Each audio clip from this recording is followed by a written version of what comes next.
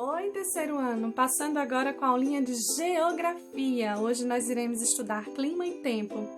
Ué, mas não é a mesma coisa? Não é não. Clima é uma coisa e tempo é outra. E você vai aprender a diferenciar um do outro nessa aula. Mas antes pega o seu material e tenta identificar as páginas do conteúdo, ok? Vamos lá? O conteúdo, clima e tempo, você vai encontrar nas páginas 37 a 43. E as atividades que você irá responder com base nesse conteúdo será das páginas 44 e 45. Vamos lá? Bem, você sabe diferenciar o clima do tempo? Alguém sabe, assim, dizer mais ou menos qual a diferença? Então, gente, na verdade, para se definir o clima de uma região, precisa-se estudar anos, observar muito para poder se definir, tá? Então, o clima de Petrolina é um clima quente e seco, tá? Isso foi preciso estudos para que isso ficasse definido. Em relação ao tempo, o tempo pode mudar. Hoje o tempo está frio, amanhã pode estar calor. Então, o tempo ele tem essa capacidade de mudar assim rapidamente. O clima não, o clima já é uma coisa definida com base em estudos, em observações que requer mais tempo, ok? Então, tempo são as condições atmosféricas de um determinado lugar em um dado momento e clima é a sucessão habitual dos tipos de tempos num determinado lugar da superfície terrestre, tá? Então, para fazer a previsão do tempo de um determinado lugar, podemos utilizar alguns equipamentos. Vamos ver quais são esses equipamentos? São os termômetros, que indicam as temperaturas máximas e mínimas em um mesmo dia ou lugar. Nós temos também a biruta, que indica as condições dos ventos. Nós temos os pluviômetros, que medem a quantidade de chuvas, tá? A variação do tempo, gente, ela pode acontecer ao longo do ano. Então, a gente tem alguns meses que são mais frios, outros são mais quentes. Então, existe uma variação nessa mudança, ok? Nessas condições, na verdade, de tempo.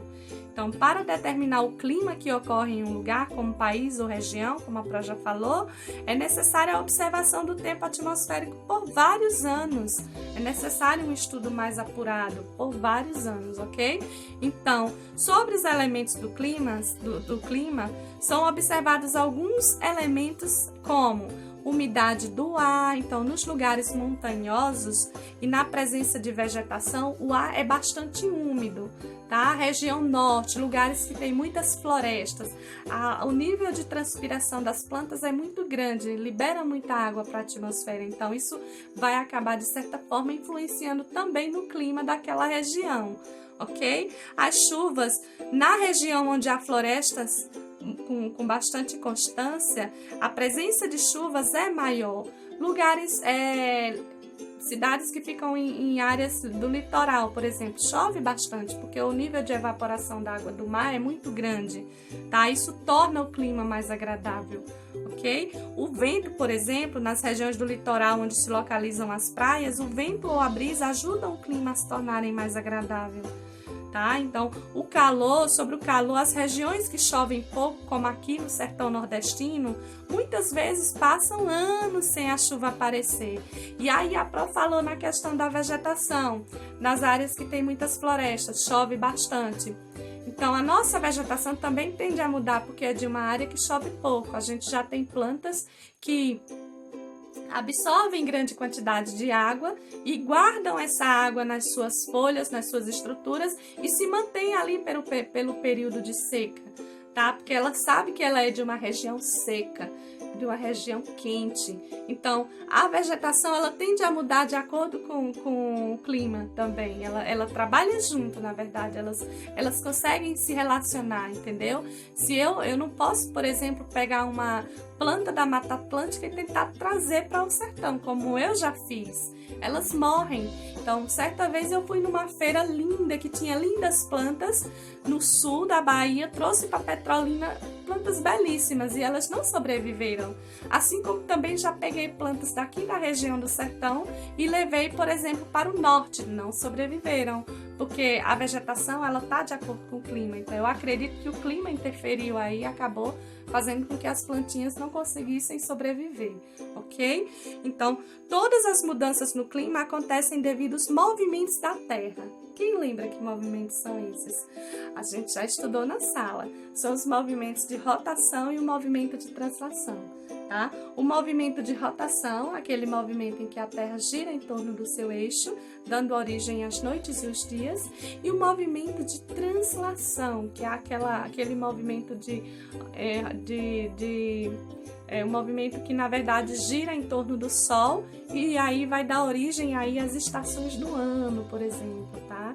Em que a Terra, na verdade, ela leva 365 dias para dar um giro. E aí a gente tem aí um ano, né?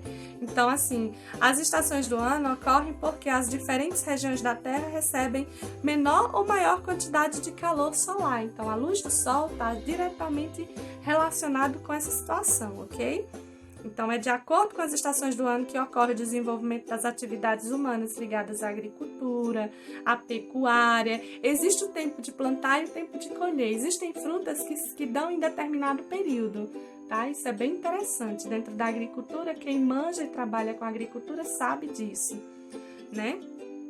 Se bem que nós somos de uma região muito rica, já vi muitas pessoas dizerem: nossa, mas você é de uma região que chove tão pouco e há uma riqueza na fruticultura irrigada. Então a gente é de uma região que não chove, a gente produz uva o ano inteiro, né, para exportação. Então, assim, a gente sabe que os projetos de irrigação favorecem bastante a questão da agricultura, mas se falando de um aspecto natural, de uma forma natural, existem sim os períodos para cada colheita, para cada plantio, certo? Tem plantas que só dão em determinadas épocas do ano. E hoje em dia, com a tecnologia, a gente sabe que na verdade essa produtividade ela sofre uma influência da tecnologia. Mas, falando de uma forma natural da coisa, existem sim períodos em que alguns tipos de plantas elas florescem naquele determinado período, naquele determinado tempo. Então, isso é muito comum na agricultura, certo? E é interessante que quando é inverno no hemisfério norte, é verão no hemisfério sul e vice-versa. Então, isso tende a interferir na mudança de clima do planeta, gente. A primavera, por exemplo, ela começa em 22 de setembro, o inverno em 21 de junho, outono 20 de março, verão 20 de dezembro. Então, essas estações do ano, ela tende a transformar o clima. Na verdade, os climas são diferentes, tá, gente? Por quê? Por causa da forma em que o planeta está no seu movimento de translação, a forma que ela vai receber calor naquela posição. Então, tudo isso influencia, ok? Essa foi a nossa aula de hoje. Espero que vocês realizem a atividade. Não esqueçam de mandar as atividades para a prova com o bichinho da mamãe, ok? Um super beijo para vocês e não deixem de mandar as fotos, ok? Tchau!